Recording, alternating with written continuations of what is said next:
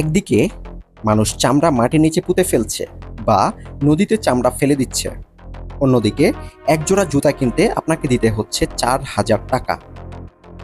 কি অদ্ভুত, তাই না?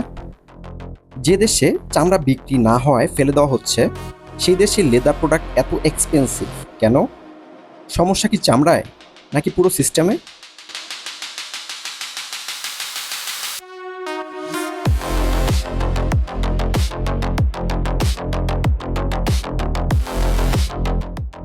বাংলাদেশে প্রতি বছর 1 কোটি থেকে 1,02,00,000 পশু কোরবানি করা হয় এবং এই সংখ্যক পশুর চামড়া আসে বাজারে। এই চামড়া একসময় ছিল বিশাল অর্থনৈতিক সম্ভাবনা। মাদ্রাসা, ব্যবসায়ী, ট্যানারি সবাই এই সিস্টেমের সাথে যুক্ত ছিল। কিন্তু এখন বাস্তবতা বদলে গেছে।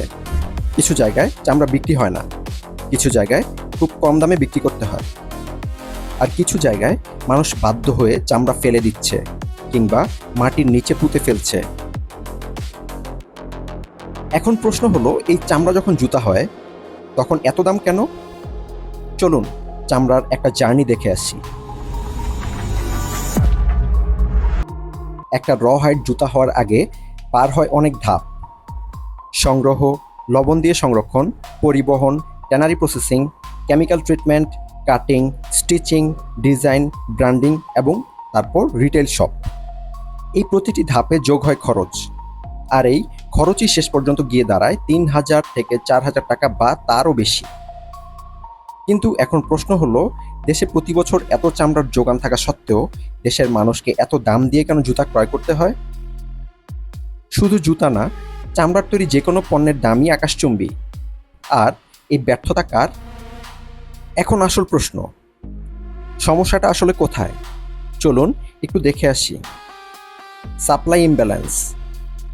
কোরবানির সময় হঠাৎ বিশাল সাপ্লাই আসে, কিন্তু সিস্টেম সেই প্রেশার নিতে পারে না। Preservation problem. চামড়া ঠিকভাবে সংরক্ষণ না করলে তার কোয়ালিটি দ্রুত নষ্ট হয়ে যায়। Processing limitation. সব চামড়া একসাথে হাই কোয়ালিটি লেদারে রূপান্তর করা সম্ভব হয় না। Value chain gap. সবচেয়ে বড় সমস্যা হলো, আমরা র ম্যাটেরিয়াল তৈরি করি কিন্তু পুরো ভ্যালু চেইনে স্ট্রং পজিশন তৈরি করতে পারি না। এসব তো নামমাত্র সমস্যা, চামড়া শিল্পের সবচেয়ে ভয়াবহ সমস্যা যা আন্তর্জাতিক বাণিজ্যের সাথে সম্পর্কিত। তাহলে কি সেই বাধা? বাংলাদেশের চামড়া শিল্প বিকাশের প্রধান ও বড় বাধা হলো লেদার ওয়ার্কিং গ্রুপ বা LWG এর আন্তর্জাতিক সনদ না থাকা।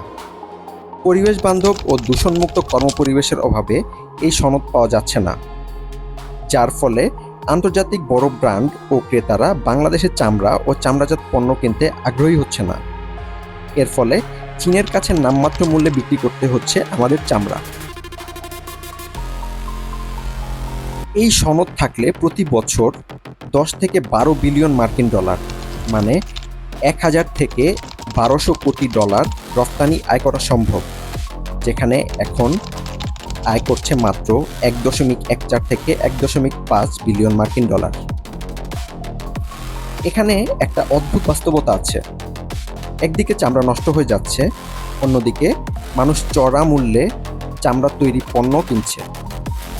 তাহলে প্রশ্নটা সহজ, চামড়া কি আসলেই কম, নাকি আমরা সেই চামড়াকে ভ্যালুতে রূপান্তর করতে পারছি না? কারণ একটা অর্থনীতি শুধু র ম্যাটেরিয়াল দিয়ে চলে না, চলে প্রসেসিং, ব্র্যান্ডিং আর সিস্টেম দিয়ে। আর এই প্রসেসিং ও ব্র্যান্ডিং সবই ঠিক আছে, ঠিক নেই শুধুমাত্র সিস্টেম, যার ফলে এক জোড়া জুতার দাম 3,000 থেকে 4,000 টাকা মূল্য বা তারও বেশি মূল্য দিয়ে আমাদের ক্রয় করতে হয়।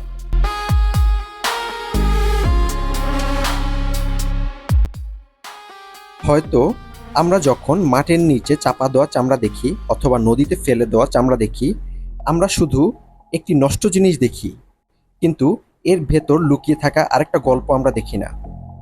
একটা ইন্ডাস্ট্রির ব্যর্থতা, একটা সিস্টেমের দুর্বলতা। আরেকটা প্রশ্ন, যেটার উত্তর এখনো অজানা। একদিকে চামড়া নষ্ট হচ্ছে, অন্যদিকে জুতা দামি হচ্ছে।